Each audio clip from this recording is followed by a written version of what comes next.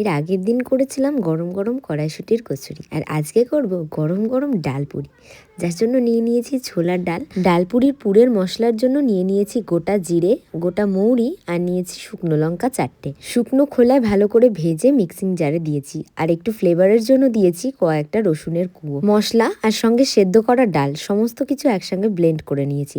এদিকে নিয়ে নিয়েছিলাম ময়দাটা ভালো করে ময়াম দিয়েছিলাম। ময়ামের মধ্যে ছিল লবণ, চিনি, সাদা তেল, আর ছিল সুজি, আর হ্যাঁ, জোয়ান দিয়েছিলাম ফ্লেভারের জন্য।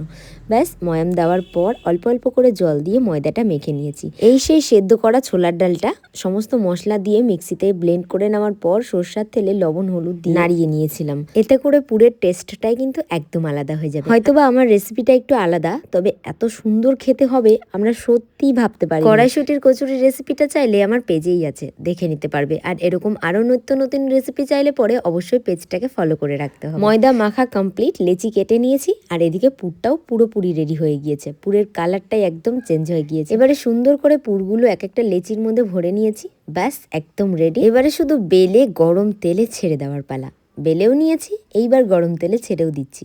এক হাত দিয়ে একটু অসুবিধায় হচ্ছিল বটে, তবে তোমাদের জন্য এইটুকু স্যাক্রিফাইস আমি করেই নেবো, কোনো ব্যাপার না। চলো, এর আগে বহুবার শাশুড়ি মা বরের হাতে ডালপুরি খেলেও এইটা ছিল সম্পূর্ণ আমার তৈরি করা ডালপুরি। হ্যাঁ হ্যাঁ, কখনো কখনো নিজে রান্না করেও বড়াই করতে হয়, তাই আর দেরি না করে নিজের রান্নার বড়াই নিজে করতে চাইলে ঝটপট করে ডালপুরির রেসিপিটা ফলো করে বানিয়ে ফেলো। আর আমার পেজের রেসিপিগুলো ভালো লাগলে অবশ্যই পেজটা ফলো করে রেখো।